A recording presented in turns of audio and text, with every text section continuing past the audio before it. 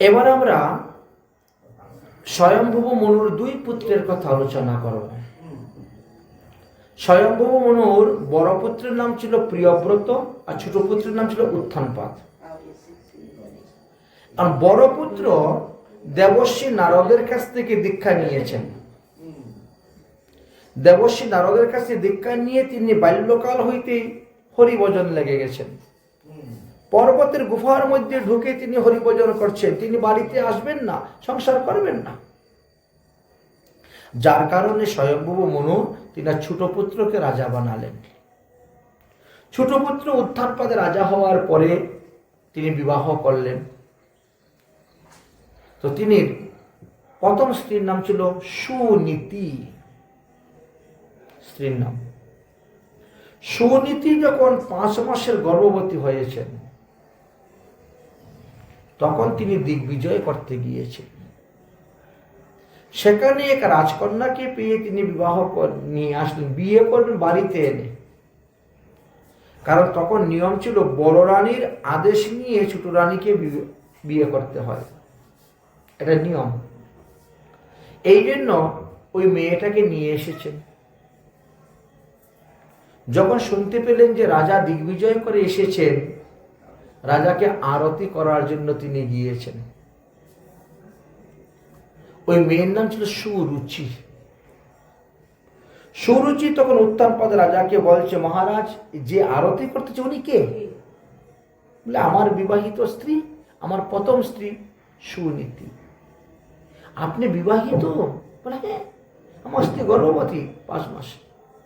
সর্বনাশ, আমি জানলে তো আসতাম না আপনার সঙ্গে, আমি সতীনের ঘর কখনো করতাম না, বিষ খেয়ে মরে যাব, ফাঁস লেগে মরে যাব, তথাপিও হবে না। কিন্তু রাজা তো তার রূপে যৌবনে একেবারে মুগ্ধ হয়ে গেছেন। দেবী, তুমি যা চাইবে তাই করবো। বলে, তাহলে এক্ষুনি ত্যাগ করে দাও বড় রানীকে,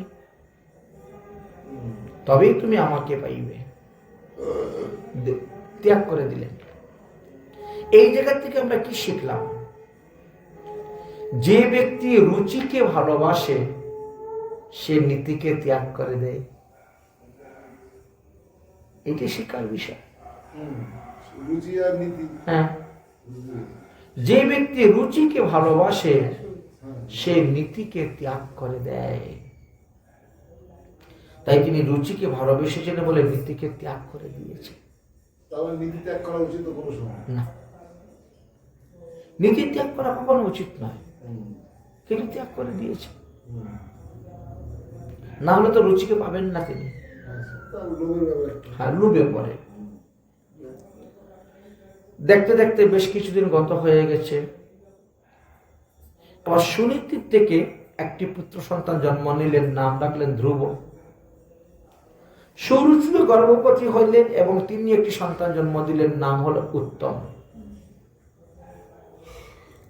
ধ্রুব দেখতে দেখতে 5 বৎসরের বালক হয়ে গেছেন, কিন্তু এখনো তিনি পিতার কোলে উঠে বসতে পারেন নাই।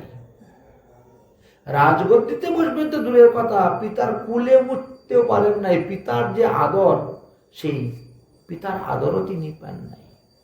কারণ তিনার মা যে দাসীর মতন ত্যক্ত, পরিত্যক্ত, এই জন্য আসেন না। আর উত্তম জন্ম থেকে পিতার কোলে রাজগদ্দিতে বসতেছে, পিতার কোলে বসে পিতৃ আদর পাচ্ছে।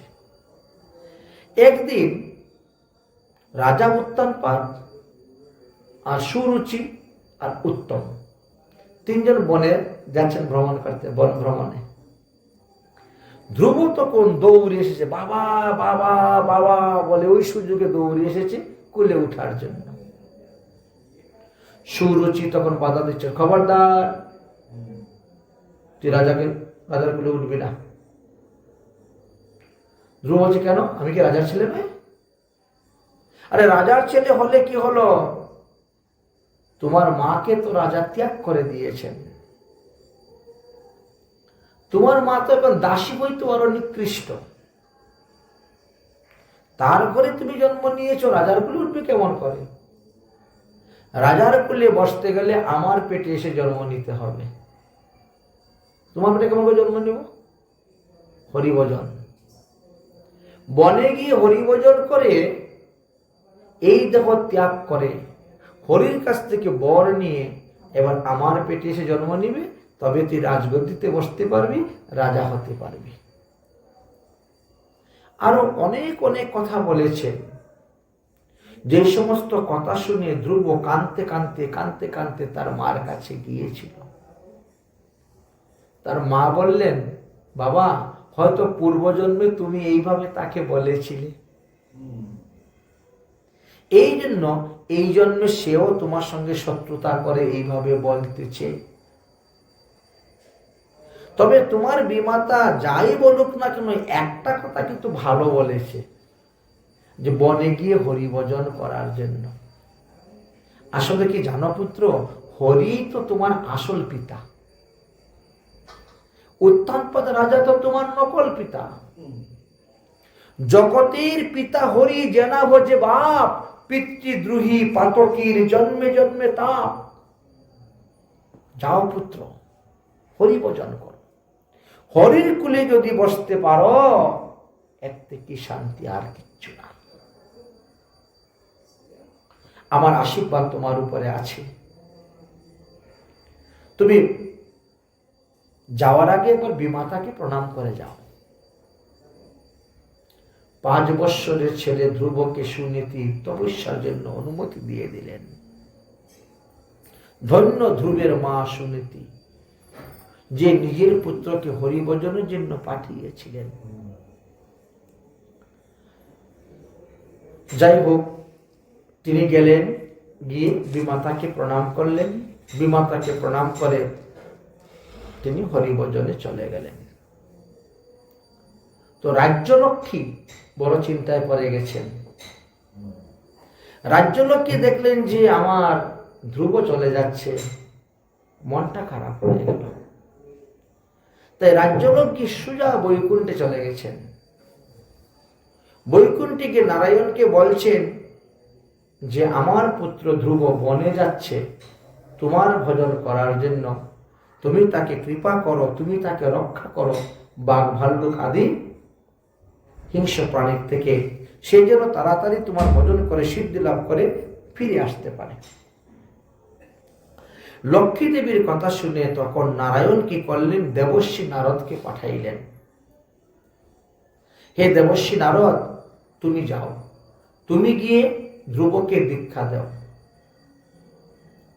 ধ্রুবের তো এখনো দীক্ষা হয় নাই। জপ তপ তন্ত্র মন্ত্র দীক্ষা মূল হয়, আর দীক্ষা ভিন্ন সর্বকার্য হইবে ক্ষয়। অতএব যাও, তুমি দীক্ষা দিতে যাও। দেবর্ষী নারদ দীক্ষা দেওয়ার জন্য রওনা হয়েছে। সাধু বেশ ধারণ করে তিনি জঙ্গল থেকে বেরিয়ে আসতেছেন, আর ধ্রুব জঙ্গলে প্রবেশ হচ্ছে। নারদ মুনি তো যখন তখন যেখানে সেখানে প্রকট হয়ে যেতে পারেন। এখন শাস্ত্রে বলছে, যাকে আপনি দীক্ষা দিবেন তাকে একটু পরীক্ষা করে দীক্ষা দিবেন।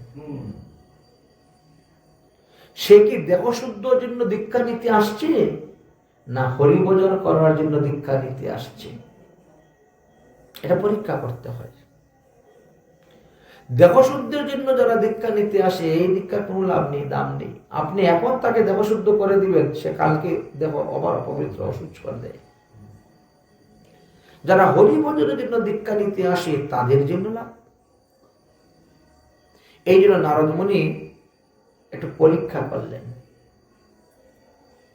হে বালক, কি তোমার নাম, কোথা থেকে আসছ, কেনই এই গভীর বনে দিয়ে যাচ্ছ? সাধু দেখে প্রণাম করলেন ধ্রুব। প্রণাম সাধু বাবা, আমার নাম ধ্রুব, আমি উত্তানপাদ রাজার ছেলে, আমার মার নাম সুনীতি।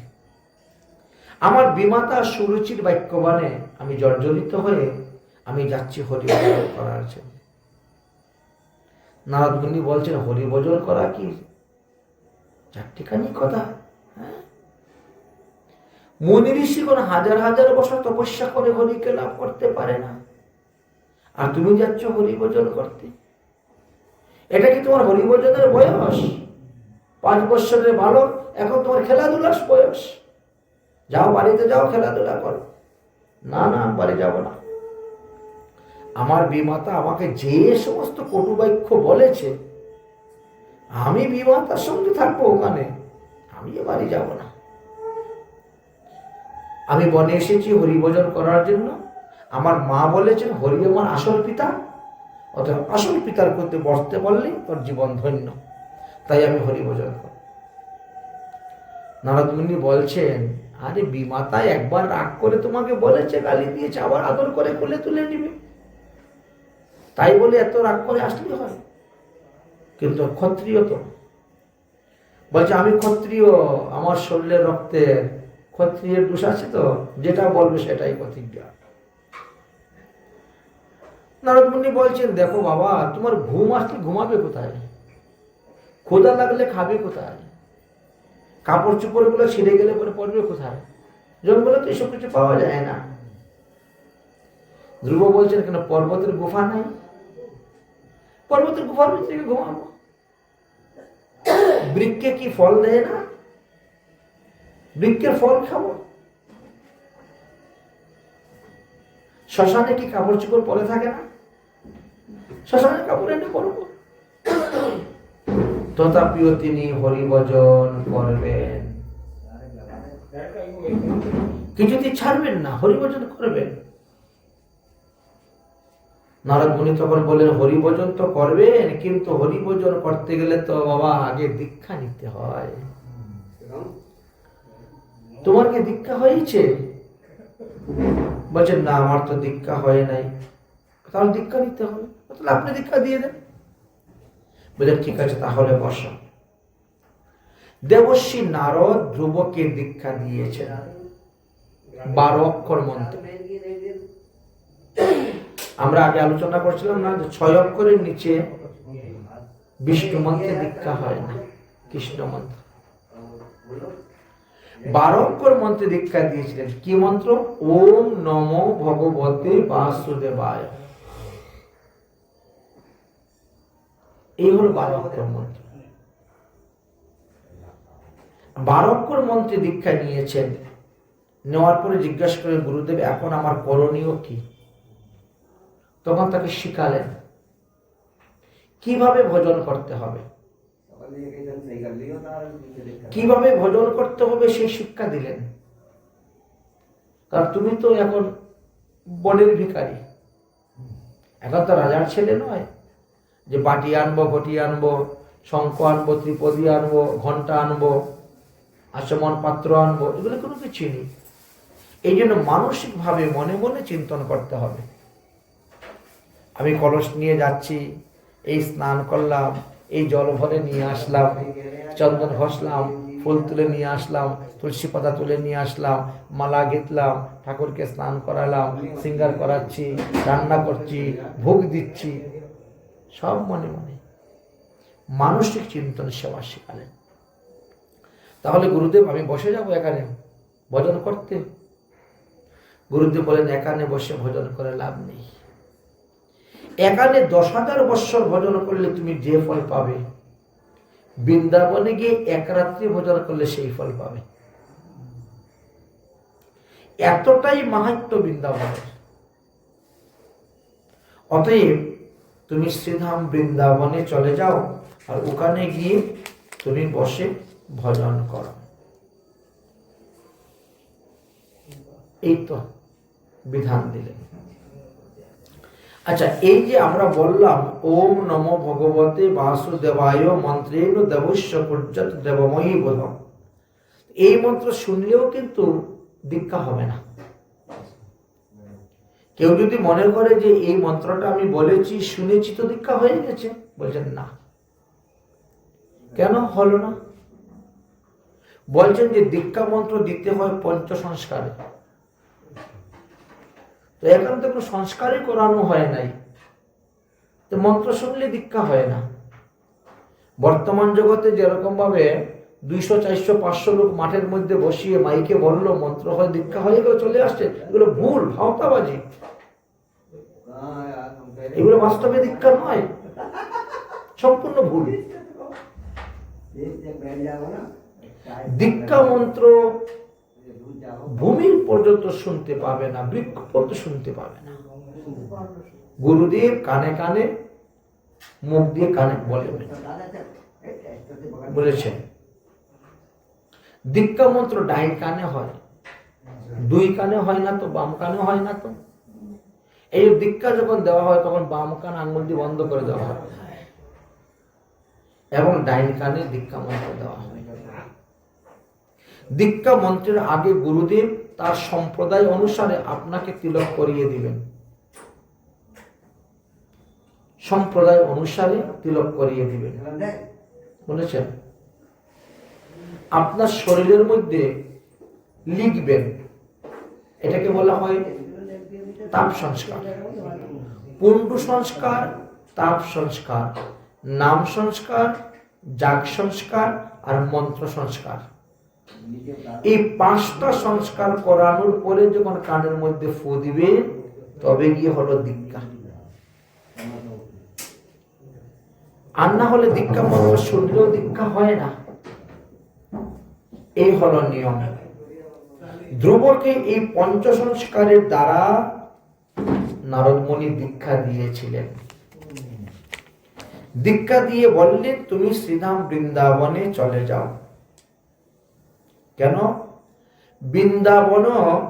বৃন্দাবনে গোবিন্দ যপশ্যন্তি বসুন্ধরে নত্য যম পরিণত পুণ্য কৃতম গতি। শ্রীধাম বৃন্দাবনে গিয়ে যদি কোনো ব্যক্তি গোবিন্দদেবকে দর্শন করতে পারে, গোবিন্দদেবের মূর্তি আমরা কালকে বলছিলাম শ্রী গোবিন্দ গোপীনাথ মদন মোহন কিভাবে তৈরি হয়েছিলেন। গোবিন্দদেবকে যদি কেউ দর্শন করতে পারে তাকে কখনো জমালয়ে যেতে হবে না, সে যত বড় পাপী হোক। শেষ। হ্যাঁ,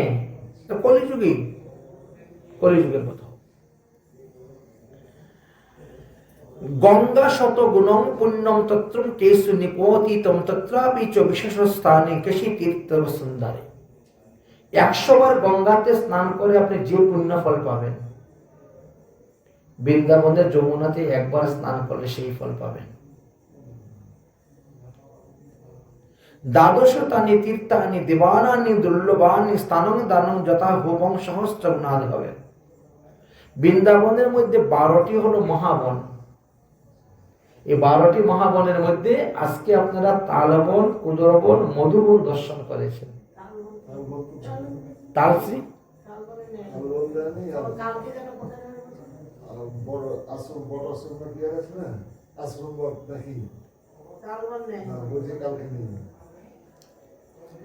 যাই হোক, আমি কিন্তু লিখে দিয়েছিলাম। আচ্ছা, আজকে মধুবন গিয়েছিলেন। এই দেখেন, রম্যং মধুবনং নামং বিষ্ণু স্থানং উত্তমং যদৃশ্যমুন্নতং দেবীং সর্বং আহুতম। এই বৃন্দাবনের 12টা বনের মধ্যে প্রথম বনের নাম হলো মধুবন, 1 নম্বর বন। যে মধুবনের মধ্যে শ্রীহরি সর্বদা অবস্থান করেন। অতএব ধ্রুব, তুমি ওই মধুবনে গিয়ে হরির ভজন করো। হ্যাঁ, ধ্রুবকে উপদেশ দিলেন দেবর্ষী নারদ, তুমি মধুবনে গিয়ে ওখানে যাও, গিয়ে তপস্যা করো। আগামীকালকে যাবেন বহুলা বন।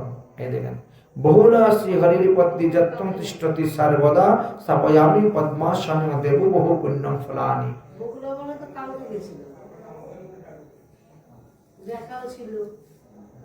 বহুলা বন আপনারা জান নাই?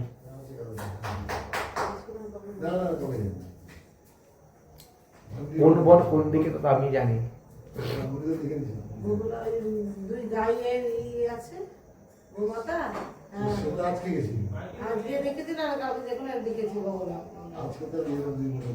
আজকে গিয়েছেন? আজকে সকালে গিয়েছেন? ঠিক আছে, হ্যাঁ আজকে গিয়েছিলেন। হ্যাঁ ঠিক আছে, আজকে গিয়েছিলেন। যাই হোক, তো এইভাবে এক একটি বনের মাহাত্ম্য বলছেন। তার বৃন্দাবন ধাম এমন এক ধাম, এখানে যদি কেউ ঘুমিয়ে থাকে দণ্ডবতের ফল। এদিক ওদিক হাঁটলে পদে পদে তীর্থ ফলন। যত পাও হাঁটবেন ততটা অশ্বমেধ যজ্ঞের ফল লাভ করতে পারবেন। তাহলে আপনার মাঝে মধ্যে বলেন বৃন্দাবনে এসে যে এখানে আপনি যা কিছু সেবা গ্রহণ করেন না কেন সব অভিসন্ন গ্রহণের ফল। এটা খুব ভালো জিনিস, কিন্তু আবার মাঝে মধ্যে আপনারাই বলেন যে বাড়ি বলে ঠিক করে ঠাকুর করা যায় তাহলে বৃন্দাবন না আসলে চলবে। একটা হলো ভৌম বৃন্দাবন, একটা হলো গোলক বৃন্দাবন, একটা হলো গুপ্ত বৃন্দাবন, আর একটা হলো নববৃন্দাবন। আচ্ছা, নববৃন্দাবন কোনটা? হ্যাঁ, নববৃন্দাবন ক্ষণিকের জন্য আপনার বাড়িতে তৈরি হয়। আচ্ছা, অনেকের জন্য। হ্যাঁ, আর গুপ্ত বৃন্দাবন নবদ্বীপ নাকি? নবদ্বীপ। আচ্ছা। আপনি যদি না আসেন, না দেখেন, তাহলে সেই লীলাটা স্মরণ করবেন কেমন করে? নব, গুপ্ত, তিলক, আর এটা হচ্ছে যে ভৌম বৃন্দাবন। যাই হোক, নারদ মুনির আদেশে তিনি আসলেন, যমুনায় স্নান করলেন, তপস্যা করতে বসলেন। এদিকে দেবর্ষী নারদ উত্তানপাদ রাজার কাছে গিয়ে উপস্থিত। উত্তানপাদ রাজা তখন একটু অনুতপ্ত, আমার 5 বছরের ছেলেটা চলে গেছে বনে, অনুতপ্ত। নারদ মুনির কাছে সমস্ত দুঃখের কথা বলছেন। নারদ মুনি বলছেন, আপনি ভুল করেছেন, সুনীতিকে ত্যাগ করে আপনি মস্ত বড় ভুল করেছেন। রুচি ত্যাগ করার কথা শাস্ত্রে বলেছে, নীতি ত্যাগ করতে বলে নাই। রুচি যদি আপনি ত্যাগ করেন আপনার লাভ হবে, আর নীতিকে ত্যাগ করা আপনার ক্ষতি হবে। নীতি ত্যাগ মানে আপনার সব নষ্ট হয়ে যাবে, ধীরে ধীরে সব নষ্ট হয়ে যাবে। আর ওই নীতি কখনো ত্যাগ করতে নেই। আপনি ভুল করেছেন। আপনি যদি আপনার ছেলে ধ্রুবকে চান, তাহলে এক্ষুনি আপনি রুচিকে ত্যাগ করে দেন। জিহ্বার লালসায় যে ইতি উতি ধায়, শিষ্ণ উদর পরায়ণ কবু কৃষ্ণ নাকি পায়। এই রুচিকে সঙ্গে করে থাকলে আপনি সারা জীবনে কোনোদিন ভগবান পাবেন না। আর রুচিকে ত্যাগ করে যদি নীতিকে নিয়ে থাকেন, তাহলে ভগবান আপনিও পেতে পারেন। ছেলে তপস্যা করে সিদ্ধি লাভ করে তাড়াতাড়ি বাড়িতে ফিরে আসতে পারবে, কি তার জন্য আপনাকে একটা কাজ করতে হবে। আজকে থেকে আপনাকে ব্রহ্মচর্য ব্রত করতে হবে, এবং শুধু খালি ফল আর দুগ্ধ খেয়ে থাকতে হবে। যতদিন পর্যন্ত ছেলে তপস্যা করে সিদ্ধি লাভ করে বাড়িতে ফিরে না আসে, ততদিন পর্যন্ত চুল, দাড়ি, নখ, মুছ কাটবেন না, খার বস্তু ব্যবহার করবেন না, স্ত্রী সঙ্গ করবেন না। আর আপনি এইভাবে বসে ভজন করুন, দেখবেন ছেলে তাড়াতাড়ি সিদ্ধি লাভ করে ফিরে আসবে। নারদ মুনির কথাতে তিনি তখন রুচিকে ত্যাগ করে দিলেন। বলেছেন, যে মুক্ত হস্ত সেই পারে আরেকজনকে বন্ধন মুক্ত করতে। রুচির প্রেমেতে যে বন্ধনে পড়েছিলেন, আজ নারদ মুনি সেই বন্ধন কাটিয়ে দিলেন, বুঝিয়ে দিলেন যে ওর সঙ্গ করলে তোমার কি ক্ষতি হবে আর এর সঙ্গ করলে কি লাভ হইবে। তখন তিনি কি করলেন, সুনীতিকে নিয়ে সুনীতির ঘরে রাজা বাস করতে শুরু করলেন। ব্রহ্মচর্য ব্রত পালন করে শুরু হলো উপাসনা, পুত্রের মঙ্গলের জন্য। আর ওদিকে পুত্র ধ্রুব বৃন্দাবনে এসে উপস্থিত হয়েছে। হয়ে প্রথম দিন কি করলেন, যমুনায় স্নান করে যমুনার জল পান করে তপস্যায় বসে গেলেন। প্রথম মাসে তিনি 3 দিন পর পর আসন থেকে উঠতেন,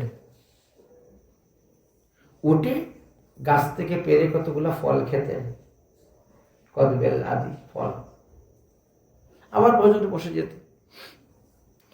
কিন্তু এতেও তিনার ভজনে সিদ্ধি হলো না, ভগবান পেলেন না। 1টা মাস গত হয়ে গেল। দ্বিতীয় মাসে সিদ্ধান্ত করলেন, তাহলে ভজনের মাত্রা আমাকে আরো বাড়াতে হবে।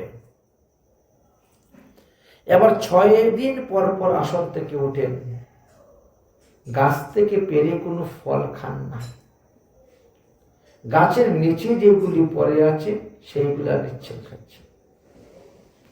2য় মাস গত হয়ে গেল, ভগবান পাদপদ্ম তো পাওয়া যাচ্ছে না। 3য় মাসে সংকল্প করলেন তাহলে এবার 9 দিন পর পর আসন থেকে উঠব, সমাধি থেকে, আর ফল খাবো না, এবার যমুনার জল খাবো।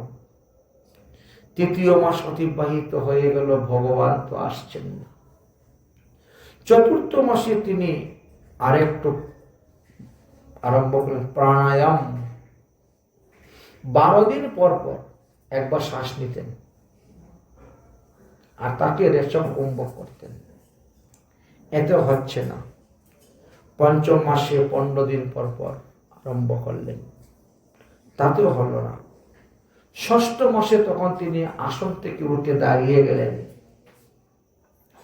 আসন থেকে উঠে দাঁড়িয়ে গিয়ে তিনি এক পায়ে দাঁড়িয়ে একেবারে ঊর্ধ্বহস্ত করে এমন জোরে শ্বাস টান দিয়েছেন যে ওনার শ্বাসের টানের সঙ্গে পৃথিবীর যত লোকের ছিল সেই বায়ুটিকে হরণ করে নিয়েছেন।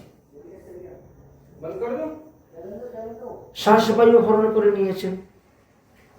এখন পৃথিবীর প্রাণী সব ছটফট করতেছে, বৃক্ষর পাতা সব শুকিয়ে যাচ্ছে, ঝরে পড়ে যাচ্ছে, বিভিন্ন প্রাণীগণ প্রাণহীন হয়ে মারা যাচ্ছে চটপট করে। সমস্ত দেবগণ তখন গিয়ে উপস্থিত হয়েছেন। আপনি তাড়াতাড়ি যান, ধ্রুবকে দর্শন দেন, না হলে প্রাণীগুলো নষ্ট হয়ে যাবে। ধ্রুব তো সকলের শ্বাস রুদ্ধ করে দিয়েছে। মধুবনং ধৃত্বা দিদিক্ষায়াম গত।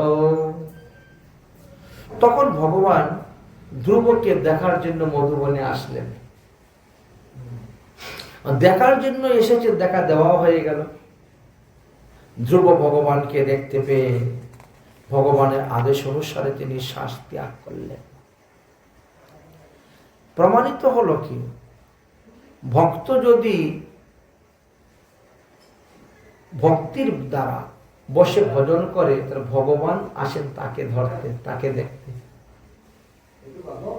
ভগবানকে দেখার জন্য তাকে কোথায় যেতে হচ্ছে না, এটাই তো প্রমাণ হয়ে গেল। ধ্রুবর কাছে এসে গেল। ঠিক তেমনি তুকারামের কাছে এসেছিলেন, বিঠ্ঠল দেবের কাছে এসেছিলেন, প্রমাণ আছে ভগবান। তারা ভগবানের কাছে যেত না, তারা বসে ভজন করছে, ভগবান তাদের কাছে এসেছেন। এটা এখনো হচ্ছে। ধ্রুবকে বলছেন, ধ্রুব তোমার তপস্যায় সন্তুষ্ট হয়েছে, তুমি বর চাও। আমি তোমার কুলে বসবো। ঠিক আছে, বসো। ভগবান কুলে বসিয়ে নিয়েছে। বলো তারপরে তুমি কি বর চাও? বলে আমি আর কিছু চাই না। ভগবান বলছেন, ধ্রুব তুমি তো নিষ্কাম ভক্ত নয়, তুমি তো সাকাম ভক্ত। তুমি তোমার পিতার রাজগদ্দিতে বসার জন্য, পিতার কোলে বসার জন্য বিমাতার বাক্যবাণে জর্জরিত হয়ে তুমি আমার ভজন করতে আসছিলে।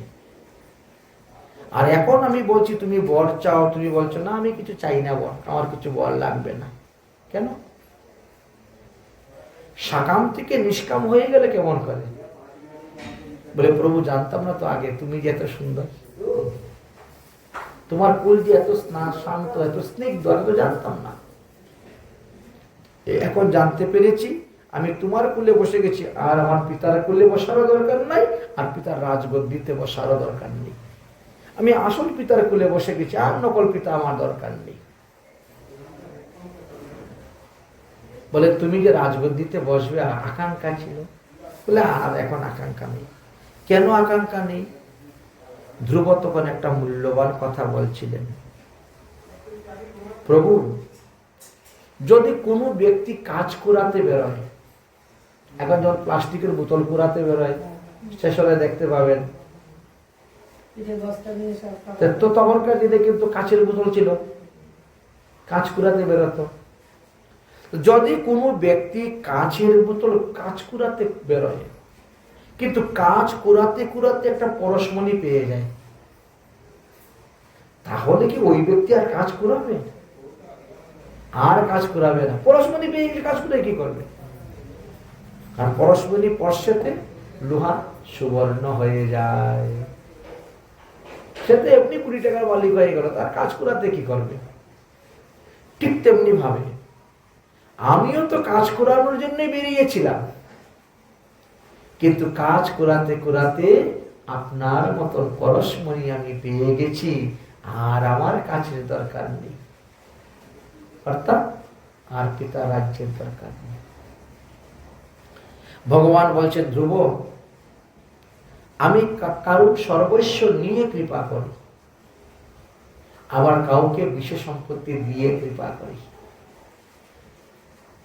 একটা ছোট ছেলেকে মা যেমন ভালো করে সাজায়, সুন্দর করে, কিন্তু ছেলে কিন্তু সে আনন্দ পায় না। ছোট ছেলে তো, 2 মাস 3 মাসের ছেলেকে আপনি ওখানে কাজলের ফুটা দিচ্ছেন, ওখানে এই দিচ্ছেন, ওখানে সেই দিচ্ছেন, তো ও কি আনন্দ পাচ্ছে?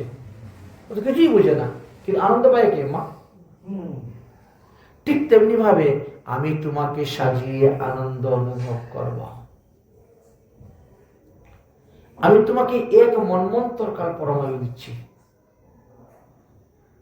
এক মন্বন্তর মানে কত বছর? 14 জন ইন্দ্র, 14 জন ইন্দ্র যতদিন রাজত্ব করবে। তুমি 36,000 বছর রাজত্ব করবে, 2 দিনই বিবাহ করবে, অনেক ছেলে মেয়ে জন্ম নেবে।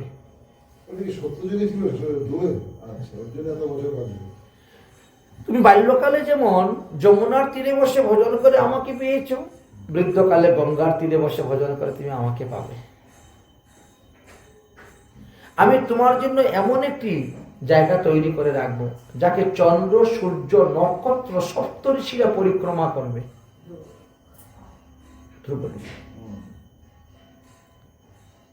অতএব যাও, এবার তুমি বাড়ি যাও। ভগবান আশীর্বাদ দিলেন, আশীর্বাদ পেয়ে ভগবান অন্তর্ধান হয়ে গেলেন। ধ্রুব মধুবন থেকে এবার গুরুদেবকে স্মরণ করে তিনি রওনা হয়ে গেছেন। দেবশ্রী নারদ অন্তর্যামী, আমার শিষ্য তপস্যা সিদ্ধি লাভ করে আসতেছে, আনন্দ। সবার আগে উত্থানপাদ রাজার কাছে গিয়েছেন, তোমার ছেলে 6 মাসের মধ্যে ভোজন করে সিদ্ধি লাভ করে বাড়িতে ফিরতেছে, যাও তাকে স্বাগত জানিয়ে নিয়ে আসো। রাজা উত্তানপাদ ঢাক ঢোল বাজিয়ে হাতির পিঠের মধ্যে পালকিকে সুন্দর করে বসিয়ে তৈরি করে নিয়ে আসছেন ধ্রুবকে নিয়ে যাওয়ার জন্য। অতি আদরের সহিত ধ্রুবকে নিয়ে গেলেন, ধ্রুবকে যুবরাজ বানালেন এবং তাকে যুবরাজ পদে নিয়োজিত করে যুবরাজের কাজ দিলেন। উত্তমকে কোনো কিছু দিচ্ছেন না। উত্তম একদিন বন ভ্রমণ করতে গেল, গিয়ে এক গন্ধর্বের সঙ্গে দেখা হলো, তার সঙ্গে যুদ্ধ করতে গিয়ে তিনি মারা গেলেন। উত্তমের মা সুনীতি উত্তমের মৃতদেহকে খোঁজার জন্য বনে গিয়েছেন। দাবানল লেগে গেল আগুন, আর আগুনে পড়ে তিনি মারা গেলেন। কর্মফল দেখেন। তারা ভেবেছিল ধ্রুব যদি চলে যায় তাহলে আমার ছেলের কাটা দূর হয়ে গেল, আমার ছেলে সমস্ত রাজ্য ভোগ করবে। আর এখন কি হলো, তারাই চলে গেল জমালয়ে, আর ধ্রুব সমস্ত রাজ্য ভোগ করলো। ধ্রুব বড় হলেন, ধ্রুব বিবাহ করলেন। প্রথম বিবাহ করেছিলেন দ্রুমিকে, দ্রুমি নামে এক মহিলাকে বিবাহ করেছিলেন। ধ্রুব শিশুমা প্রজাপতির কন্যা দ্রুমিকে বিবাহ করেছিলেন, আর তাহার গর্ভে উৎক, কল্প এবং বৎস নামে 2টি পুত্র সন্তান জন্ম দিয়েছিলেন। তারপরে বায়ুদেবের কন্যা ইলাকে তিনি বিবাহ করেছিলেন, আর তার গর্ভে ধ্রুবের উৎকল নামে একটি পুত্র এবং একটি কন্যা জন্ম নিয়েছিল। এইভাবে তিনার 3 পুত্র এবং 1 কন্যা হল।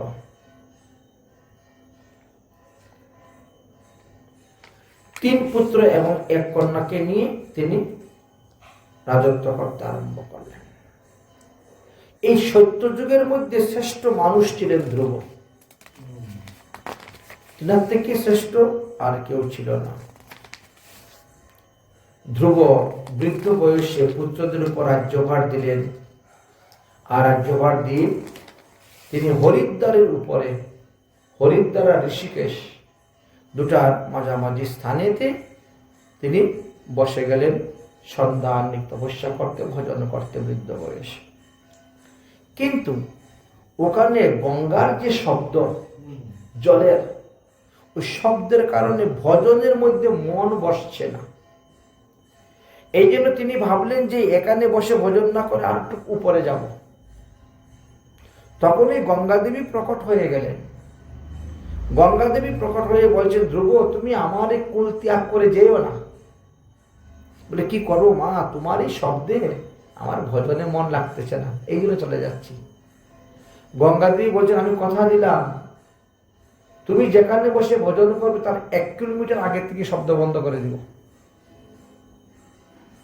আর তোমার ভজনের 1 কিলোমিটার পরে গিয়ে আবার শব্দ করো। এখন পর্যন্ত কিন্তু এই নিয়ম বজায় আছে। যদি কেউ কখনো যান হরিদ্বারে, আর হরিদ্বার থেকে ঋষিকেশ যাওয়ার সময় বলবেন যে ধ্রুবের তপস্যা স্থল আমি দেখতে চাই,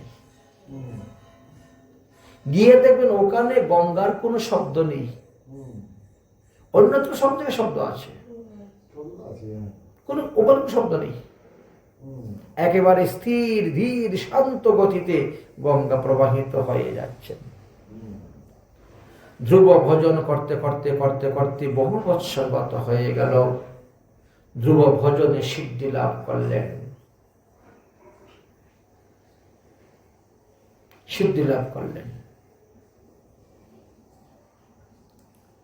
যম মহারাজ তখন মৃত্যুদেবকে বলছেন, মৃত্যুদেব আজকে ধ্রুবের মহাপ্রস্থানের সময়, অতএব যাও, তুমি গিয়ে তাকে স্পর্শ করলেই তারই রক্ত মাংসের পঞ্চভৌতিক দেহটা এখানে পড়ে থাকবে, আর তিনি সিদ্ধ দেহ ধারণ করে বিমানে বসে ধ্রুবলোকে চলে যাবেন। যাও তুমি। মৃত্যুদেব এসে উপস্থিত হয়েছেন। ধ্রুব, আজকে তোমার মহাপ্রস্থান।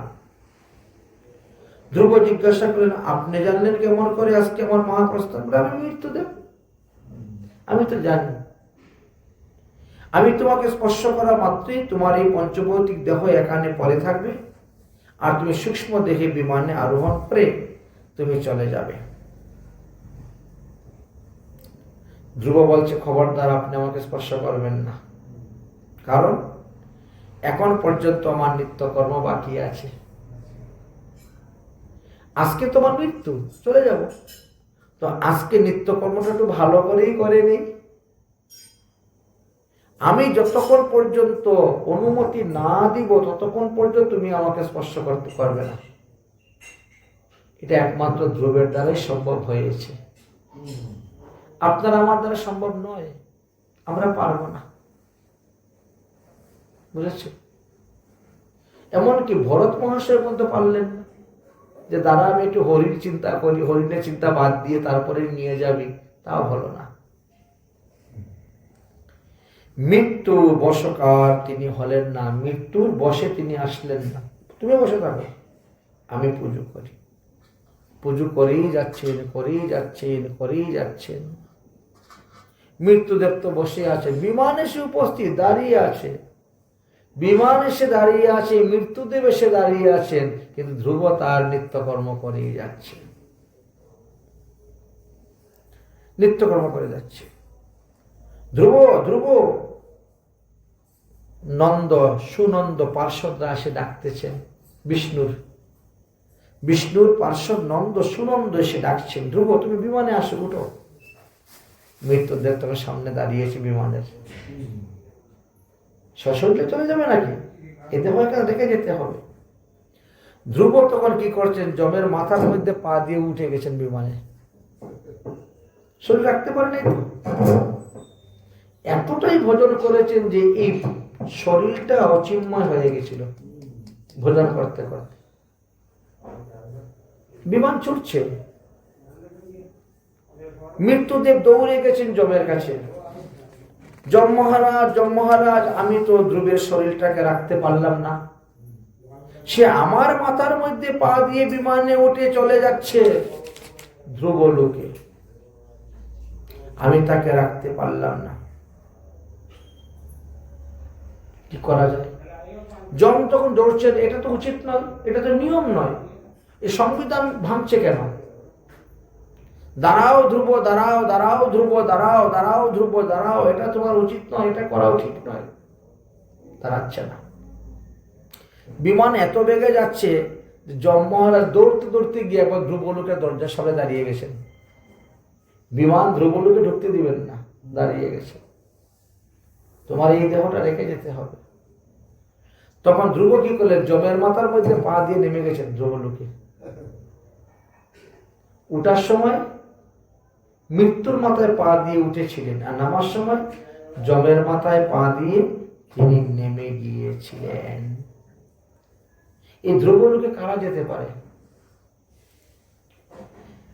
জীব হত্যা করে যারা খায় তারা কখনো ধ্রুবলোকে যেতে পারে না।